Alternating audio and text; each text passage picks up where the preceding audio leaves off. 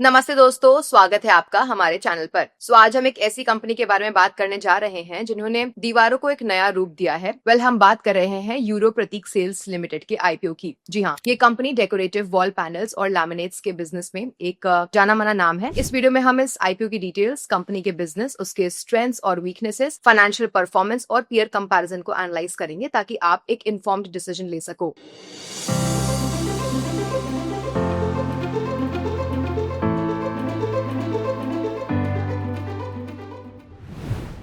सबसे पहले IPO details. तो यूरो प्रतीक सेल्स आईपीओ एक 100% ऑफर फॉर सेल है, इसलिए आईपीओ का पूरा प्रोसीड्स सेलिंग शेयर होल्डर्स को मिलेगा, कंपनी को कुछ नहीं मिलेगा। ये एक बुक बिल्ड इशू है जिसका total issue size 451.31 crore rupees है। इसका फेस वैल्यू ₹1 पर शेयर है। प्राइस बैंड 235 से ₹247 पर शेयर है। लॉट साइज 60 शेयर्स का है। रिटेल के लिए मिनिमम इन्वेस्टमेंट ₹14,820 बनता है upper end of the price band पर। अगर इंपॉर्टेंट डेट्स की बात करें तो आईपीओ 16 सितंबर 2025 को ओपन होगा, 18 सितंबर को आईपीओ क्लोज हो जाएगा। अलॉटमेंट 19 सितंबर को फाइनलाइज होगा और 22 सितंबर को शेयर्स डीमैट अकाउंट में क्रेडिट होंगे या रिफंड्स इनिशिएट होंगे और 23 सितंबर को शेयर्स एनएससी और बीएससी पर लिस्ट होंगे, जहां पर ट्रेडिंग स्टार्ट होगी। तो अब चलिए बात कर लेते हैं कंपनी के बिजनेस के बारे में। दोस्तों, यूरो प्रतीक सेल्स लिमिटेड एक डेकोरेटिव वॉल पैनल्स और लैमिनेट्स की लीडिंग मार्केटर सेलर है जिसका फोकस क्रिएटिव डिजाइन और ट्रेडिंग पर है। कंपनी एसेट लाइट मॉडल पर काम करती है, विच मीन्स मैन्युफैक्चरिंग आउटसोर्स होती है और कंपनी सिर्फ अपनी कोर स्ट्रेंथ्स पर ही फोकस करती है, विच इज डिजाइन, सोर्सिंग और डिस्ट्रीब्यूशन। कंपनी के दो मेजर ऑफरिंग्स हैं।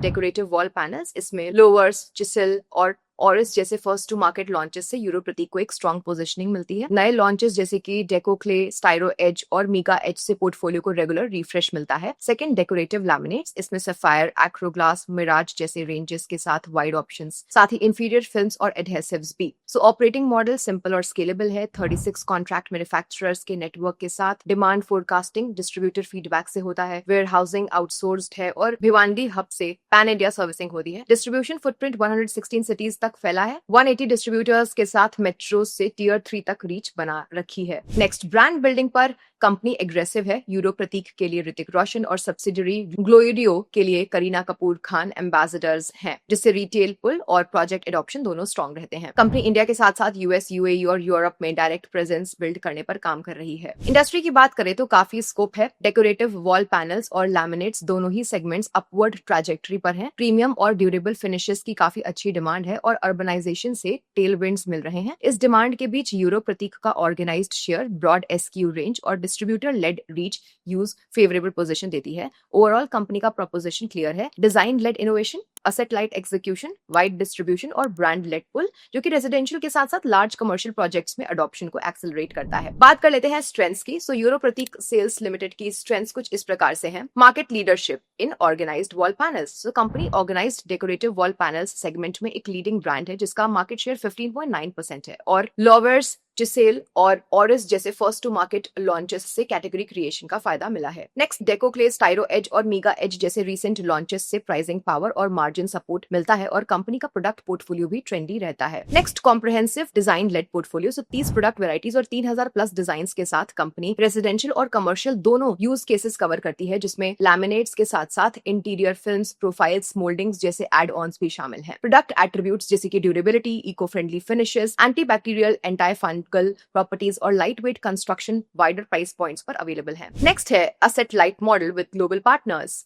कंपनी डिजाइन, मर्चेंडाइजिंग और सोर्सिंग पर फोकस करती है, जबकि मैन्युफैक्चरिंग 36 कॉन्ट्रैक्ट मैन्युफैक्चरर्स के थ्रू आउटसोर्स होता है। फ्रेंड्स, इस मॉडल से कैपेक्स रिक्वायरमेंट लो रहती है, स्केलेबिलिटी बेटर होती है और प्रोडक्ट डेवलपमेंट कॉस्ट का बड़ा हिस्सा मैन्युफैक्चरर्स बेयर करते हैं। नेक्स्ट है pan India distribution and execution backbone. 116 cities, 25 states और 5 यूनियन टेरिटरीज में 180 डिस्ट्रीब्यूटर्स का नेटवर्क कंपनी को मेट्रो से टियर 3 तक कंसिस्टेंट रीच देता है। भिवांडी वेयरहाउस हब से लॉजिस्टिक्स एफिशिएंसी, डिलीवरी स्पीड और इन्वेंट्री पूलिंग इंप्रूव होती है और साथ ही साथ long standing distributor relationship entry barriers create करते हैं। अब बात कर लेते हैं वीकनेसेस, रिस्क्स की। पहला, supplier concentration and outsourcing risk. Company पूरी तरह से असेट लाइट मॉडल पर काम करती है, जिसमें मैन्युफैक्चरिंग 36 कॉन्ट्रैक्ट मैन्युफैक्चरर्स को आउटसोर्स होती है। सबसे बड़े ओवरसीज सप्लायर का शेयर FY25 में 24% रहा, जो FY24 से कम हुआ है, लेकिन फिर भी सप्लायर डिस्ट्रप्शन, क्वालिटी इशू या फिर डिले का सीधा इम्पैक्ट सप्लाई, प्राइसिंग और टाइमलाइंस पर पड़ सकता है। Distributor dependence and collections pressure. Sales का बड़ा हिस्सा ना लिमिटेड डिस्ट्रीब्यूटर्स से आता है। जैसे लार्जेस्ट डिस्ट्रीब्यूटर का शेयर FY23 में 5.79% से बढ़कर FY25 में 11.4% हो गया। टॉप 10 डिस्ट्रीब्यूटर्स का शेयर FY23 में 30.49% से बढ़कर FY25 में 36.12% पहुंच गया। तो ये उन पर एक बहुत ही बड़ी डिपेंडेंस को दिखाता है। अगर कोई की डिस्ट्रीब्यूटर ऑर्डर्स कम कर दे या फिर चर्न हो जाए तो क्वार्टरली सेल्स और कैश कलेक्शंस दोनों इंपैक्ट हो सकते हैं। Next, working capital tightness. FY25 में रिसीवेबल्स 95.82 करोड़ रुपीस पहुंच गए, जो कि FY24 के 44.3 करोड़ रुपीस से काफी ज्यादा है। साथ ही इन्वेंट्री डेज भी FY24 के 61 से जंप करके FY25 में 85 तक पहुंच गया, जिसकी वजह से ऑपरेटिंग कैश फ्लो नेगेटिव रहा और वर्किंग कैपिटल डेज भी ज्यादा हो गए हैं। वर्किंग कैपिटल डेज FY24 में 139 से FY25 में 168 तक जंप कर गए। एक्विजिशंस के कंसोलिडेशन के बाद इन्वेंट्री बिल्ड और क्रेडिट एक्सटेंशन ने कैश साइकिल को लंबा कर दिया है। तो अगर ये ट्रेंड कंटिन्यू होता है तो day to day funding, vendor payments और ग्रोथ रोल आउट यानी कि न्यू कैटलॉग्स मार्केट्स पर प्रेशर आ सकता है। Bhiwandi warehouse fire. अप्रैल 2025 में कंपनी के वेयरहाउस में आग लग जाने से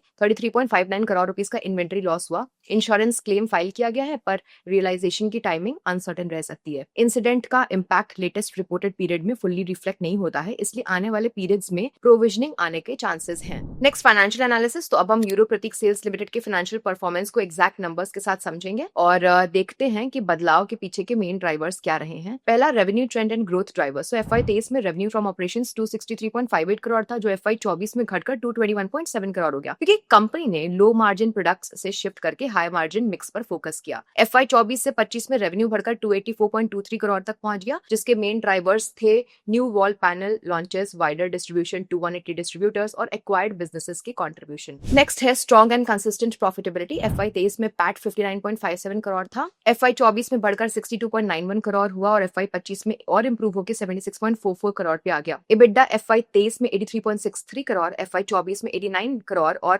FY25 में 110.01 करोड़ रुपीस रहा। EBITDA मार्जिन FY23 में 31.73%, FY24 में 40.15% और FY25 में 38.74% के आसपास स्टेबलाइज हुआ, जो कि प्रीमियम मिक्स और ऑपरेटिंग लेवरेज को दिखाता है। नेक्स्ट है ग्रॉस मार्जिन और कैटेगरी मिक्स। तो ग्रॉस मार्जिन FY23 में 36.02% से FY24 में 43.05% हुआ, FY25 में 45.47% तक इंप्रूव हुआ। ये डिजाइन लेड प्रीमियम SKUs और डिसिप्लिन्ड प्राइसिंग का रिजल्ट है। नेक्स्ट, कैटेगरी मिक्स में डेकोरेटिव वॉल पैनल्स का हिस्सा FY25 में लगभग 188 करोड़ रुपीस यानी 66% रहा। Laminates around 72.9 crore and others around 23.4 crore ने ब्लेंडेड मार्जिन को सपोर्ट किया। Balance sheet and capital structure की बात करें तो टोटल असेट्स FY24 के 1744.92 करोड़ रुपीस से बढ़कर FY25 के 2738.43 करोड़ रुपीस तक गए, जिसे एक्विजिशंस, इन्वेंट्री बिल्ड और रिसीवेबल्स ग्रोथ ने पुश किया। FY25 में डेट टू इक्विटी रेशियो लगभग 0.01 है। Total borrowings around 26.82 crore rupees पर कंट्रोल रही, जिससे balance sheet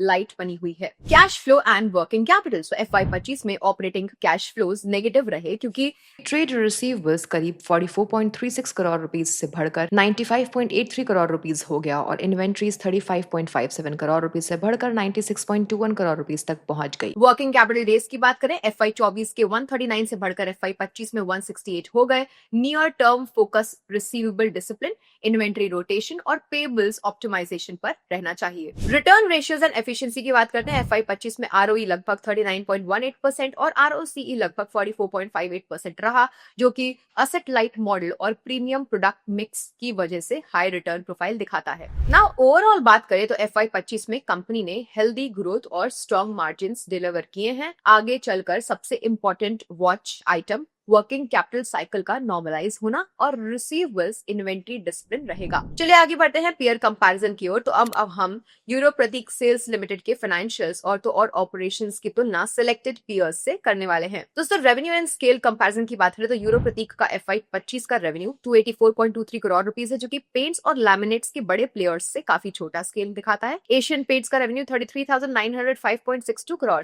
Berger paints 11,544.71 crore rupees, Indigo paints 1,340.67 crore के आसपास रिपोर्ट हुआ। लैमिनेट्स साइट पर green lamp 2,569.34 crore rupees, merino 2,251.83 crore और स्टाइलम 1,025.09 करोड़ रुपीस के रेंज में है। तो साइज छोटा होने के बावजूद यूरो प्रतीक ने प्रीमियम वॉल पैनल्स मिक्स और डिस्ट्रीब्यूशन एक्सपेंशन से फास्ट ग्रोथ पेस शो किया है। स्ट्रेटजी नीश लीडरशिप पर सेंटर्ड है, जब पियर्स डाइवर्सिफाइड पोर्टफोलियोज ऑपरेट करते हैं। विद प्रॉफिटेबिलिटी परफॉर्मेंस की बात करें तो यूरो प्रतीक FY25 में 110.01 करोड़ रुपीस EBITDA और 76.44 करोड़ रुपीस पैट के साथ हाई मार्जिन मेंटेन करता है। EBITDA मार्जिन लगभग 38.7% का रहा। पेंट पियर्स में मार्जिन टिपिकली लोअर रहते हैं। एशियन पेंट्स EBITDA मार्जिन करीब 19.8%, पैट मार्जिन करीब 10.8%, बर्जर EBITDA मार्जिन करीब 17.2%, पैट मार्जिन करीब 10.2%, इंडिगो का EBITDA मार्जिन करीब 18.8%, पैट मार्जिन करीब 21.6%। लैमिनेट्स पियर्स में ब्लेंडेड मार्जिन लोअर दिखते हैं compare to Euro Pratik. Now operational scale comparison तो यूरो प्रतीक का डिस्ट्रीब्यूशन फुटप्रिंट 116 सिटीज, 25 स्टेट्स और 5 यूनियन टेरिटरीज में 180 डिस्ट्रीब्यूटर्स पर बेस्ड है, जो कि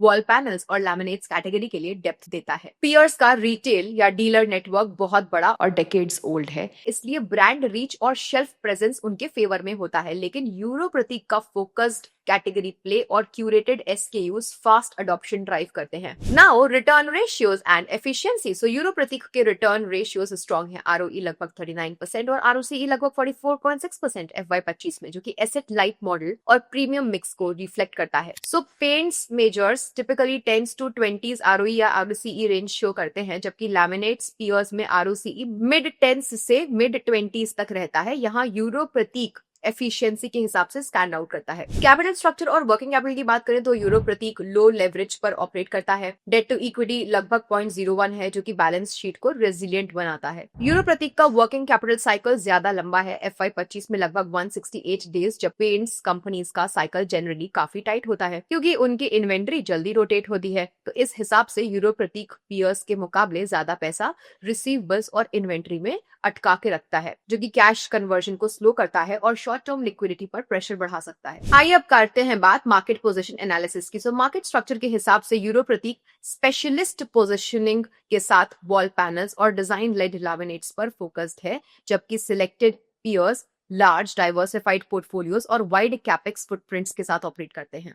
नेट स्केल और लेगेसी नेटवर्क्स में पियर्स आगे हैं, लेकिन यूरो प्रतीक मार्जिन्स, रिटर्न्स और कैटेगरी फोकस के बेसिस पर डिफरेंशिएटेड प्रपोजिशन दिखाता है। तो दोस्तों, यूरो प्रतीक सेल्स लिमिटेड के IPO को एनालाइज करने के बाद ये क्लियर है कि कंपनी के पास स्ट्रॉन्ग कैटेगरी लीडरशिप है, डिजाइन लेड प्रोडक्ट डेप्थ और एसेट लाइट एग्जीक्यूशन के साथ एक सॉलिड पोजीशनिंग बनी हुई है। वॉल पैनल्स और लैमिनेट्स जैसे हाई इंटरेस्ट कैटेगरीज में 3000 प्लस डिजाइन्स, 180 डिस्ट्रीब्यूटर्स और स्ट्रॉन्ग ब्रांड एम्बेसडर्स के कॉम्बिनेशन से डिमांड कैप्चर करने की कैपेबिलिटी अच्छी दिखती है। साथ ही प्रॉफिटेबिलिटी मेट्रिक्स और लो लेवरेज बैलेंस शीट को स्ट्रेंथन करते हैं। हाँ, कुछ रिस्क्स पर नजर रखना जरूरी है। सप्लायर और डिस्ट्रीब्यूटर कॉन्सेंट्रेशन, FY25 का वर्किंग कैपिटल स्ट्रेच और वेयरहाउस फायर का सब्सिक्वेंट इम्पैक्ट। लेकिन एग्जीक्यूशन डिसिप्लिन और कैश कन्वर्जन इंप्रूव होता है तो आउटलुक बेटर हो सकता है। दोस्तों, हमेशा की तरह ये कंटेंट सिर्फ और सिर्फ एजुकेशनल पर्पसेस के लिए ही है। कोई भी इन्वेस्टमेंट डिसीजन लेने से पहले आप RHP को डिटेल में पढ़िए, अपडेटेड टाइमलाइंस और नंबर्स वेरीफाई करिए और अपने फाइनेंशियल एडवाइजर से जरूर सलाह लीजिए। तो अगर आपको ये वीडियो पसंद आई है तो क्यों ना आप इसे लाइक कर दें, इसे अपने दोस्तों के साथ शेयर करें और कमेंट्स में अपने विचार जरूर बताएं। और हाँ, हमारे चैनल को सब्सक्राइब करना मत भूलेगा। Friends, happy investing.